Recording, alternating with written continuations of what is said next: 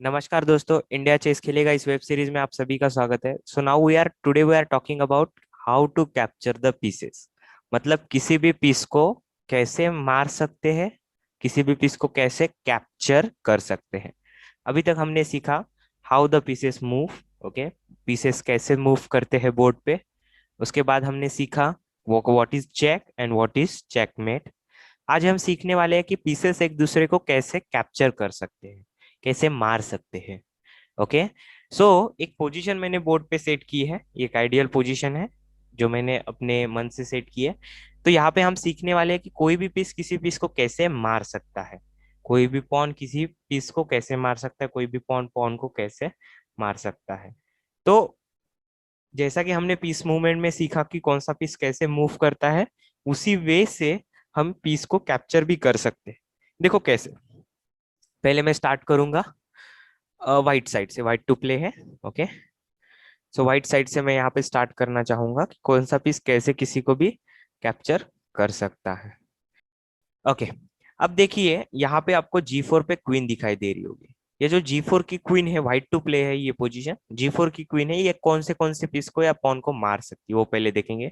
ये G4 की queen queen तो आप हमको पता है कि queen is a combination of bishop and रुक। वो बिशप की तरह भी चलती है और रुक की तरह भी चलती है। तो ये पहले क्वीन अगर हम बिशप की तरह देखें तो ये देखो यहाँ पे D7 पे अटैक लगा रही है क्वीन पे। तो मतलब ये व्हाइट क्वीन इस ब्लैक क्वीन को D7 पे मार सकती है पहली। दूसरा, वो H5 के पॉन को भी मार सकती है क्योंकि क्वीन कैन मूव डायगोनल। और यहाँ पे ये B4 के पॉन को भी मार सकती है क्योंकि क्वीन रुक और बिशप का कॉम्बिनेशन है, वो रुक की तरह भी चलती है और बिशप की तरह भी। तो क्वीन यहाँ पे B4 को भी मार सकती है। बहुत सारे लोग बोलेंगे अरे सर देखिए E2 पे भी तो अटैक कर रहा है ना बिशप पे ये क्वीन। बट मैं आपको बताना चाहूंगा कि हम खुद के पीसेस को ना लाइफ में मार सकते हैं ना चेस में। ओके, हमें खुद के पीसेस को सेव करना होता है। ओके, सो हम बिशप को नहीं मार सकते, E2 वाले बिशप को हम हाथ भी नहीं लगा सकते क्योंकि वो हमारा बिशप है। ये G5 वाला भी सर रुक की तरह ये इसे भी मारेगा, बट नो, हम G5 वाले बिशप को और E2 वाले बिशप को नहीं मार सकते। Okay, that is very important. तो क्वीन सी मार सकती है D7 को और क्वीन सी मार सकती है H5 को। आपको मैं एक सिंपल सा मंत्र देना चाहता हूँ कि क्वीन यहाँ पे जैसे D7 को मार रही है और H5 को मार रही है, तो ये कैसे? क्योंकि अभी व्हाइट का चांस है, इसीलिए व्हाइट क्वीन अभी अटैक कर रही है। ओके, अगर यही ब्लैक का चांस होता तो फिर ब्लैक के पीसेस के साइड से। तो जिसका चांस है वही कैप्चर कर सकता है। ओके, तो कैप्चर कौन कर सकता है? जिसका मूव है, जिसका चांस है वही कैप्चर कर सकता है। ओके गाइज, आपको यहाँ तक तो समझ में आया ही होगा। तो सिंपल सा लॉजिक है, queen, okay, queen, night, bishop और रुक। ओके, ये हमेशा जैसे मूव करते हैं, इनके मतलब इनके रास्ते में जो आता है, इनके वे में जो आता है, उन्हें वो मार सकते हैं। ओके, बस कंडीशन दो ही है, एक तो आपका चांस होना चाहिए और दूसरा वो पीस आपका खुद का नहीं होना चाहिए। ओके, ये दो चीजें याद रखना है।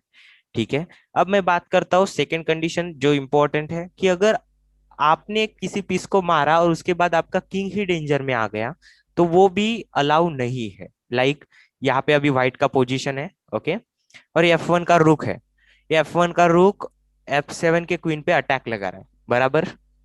तो बहुत सारे लोग बोलेंगे कि चलो F1 वाले रुक से F7 के क्वीन को मार देंगे। बट नहीं, क्योंकि जैसे ही आप F1 वाले रुक से F7 क्वीन को मार दोगे, H1 का रुक सीधा किंग मार देगा।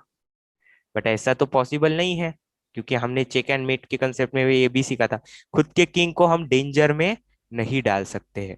तो F1 के रुक ने अगर F7 क्वीन को मारा तो H1 का रुक किंग पे अटैक कर रहा है, तो हम किंग को अंडर अटैक नहीं लगा सकते। मतलब ये रुक जगह से हिला, H1 का रुक सीधा चेक बोल देगा, तो इलीगल हो जाएगा। ओके, हम इलीगल कंसेप्ट में ये भी सीखने वाले हैं। तो ये ब्लैक का रुक जो है वो E1 पे अटैक कर देगा। तो F1 का जो रुक है वो कभी भी F7 क्वीन को नहीं मार सकता है अभी। ओके, फॉर एग्जाम्पल अगर कंडीशन में देखा जाए यहाँ पे किंग ना हो तो F1 का रुक मार सकता है F7 को। तो मतलब ये है कि जब आप किसी पीस को कैप्चर कर रहे हो तो वो कैप्चर होने के बाद आपका किंग शेक में नहीं आना चाहिए। अगर वैसा हुआ तो it's illegal. Okay, for example अभी मैं व्हाइट के साइड से एक मूव खेलता हूँ लाइक पॉन टू E3। अब ब्लैक का टर्न है। अब ब्लैक का भी देखो, ये ब्लैक का बिशप E7 का C5 पे अटैक कर रहा है क्या? एक मिनट के लिए वीडियो पॉज कीजिए और मुझे बताइए क्या कर रहा है। Yes, you are correct, this bishop is attacking that C5 knight. But ये बिशप इस C5 नाइट को मार नहीं सकता है, क्योंकि ये G5 का बिशप फिर किंग पे अटैक लगाएगा। तो आपको ये समझ में आया होगा कि पीस अगर उसके वे में कोई भी आता है तो वो उसके वे में आने की वजह से मार सकता है, बट उसका किंग डेंजर में नहीं जाना चाहिए। ओके, तो कैप्चर करने के लिए तीन कंडीशन याद रखना। पहला, आपका खुद का टर्न होना चाहिए। दूसरा, जिस पीस को आप मूव कर रहे हो उसके वे में, मतलब उसके रास्ते में जिस पीस को आप मारना चाहते हो वो आना चाहिए। और third, which is very important and very logical, कि कैप्चर होने के बाद आपका किंग अंडर चेक नहीं आना चाहिए। तो इस वजह इस तरीके से आप कैप्चर कर सकते हो। चलो अभी मैं सब आपको कैप्चर करके दिखाता हूँ। फॉर एग्जाम्पल ये व्हाइट का पोजीशन है, व्हाइट ने खेला, ओके ब्लैक, ब्लैक का पोजीशन है, तो ब्लैक ने खेला। पहले पॉन देखो, पॉन कैसा मारता है गाइस, पॉन कैसे मार, पॉन चलते टाइम सीधा चलता है और मारते टाइम, यस, वो टेढ़ा मारता है, मतलब H into G4 उसने मारी क्वीन। ओके, फिर व्हाइट का किंग, व्हाइट का नाइट क्या करता है, इस यहाँ से 0 1 2 एंड हाफ D7 के क्वीन को मार देता है। ओके, मारा नाइट ने क्वीन को। अब आई ब्लैक की पोजीशन, तो ब्लैक ने क्या किया, ब्लैक ने किया A B into, देखो ये पॉन से मुझे इस पॉन को मारना है, मार सकता हूँ, यस, क्योंकि पॉन टेढ़ा मारता है। अब आई व्हाइट की टर्न, व्हाइट ने क्या किया, 0 1 2 एंड हाफ बिशप को मार दिया। अब ये किंग बोलता है अरे मेरे इतने पीसेस को मार रहे हो, मैं तो मार, किंग भी तो एक स्टेप मार सकता है। यस, तो किंग ने मारा नाइट को। तो इस तरीके से हम बोर्ड पे कैप्चर्स कर सकते हैं। आई होप गाइज आपको कैप्चर टॉपिक समझ में आया होगा, और पीसेस कैसे कैप्चर करते हैं वो भी समझ में आए होंगे। ये तीन कंडीशन कभी मत भूलना। कैप्चर करते टाइम आपका चांस होना चाहिए। सेकंड, कैप्चर करते टाइम जिस पीस को आप मूव कर रहे हो और जिस पीस को आपको कैप्चर करना है वो आपके वे में होना चाहिए, वो आपके रास्ते में होना चाहिए। नहीं तो आप बिशप को रुक की तरह चलाओगे और किसी पीस को मारोगे, नहीं अलाउेबल है।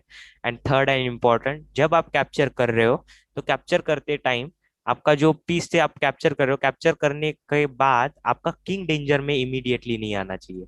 ओके, इमीडिएटली नहीं आना चाहिए, that word is very important, immediately.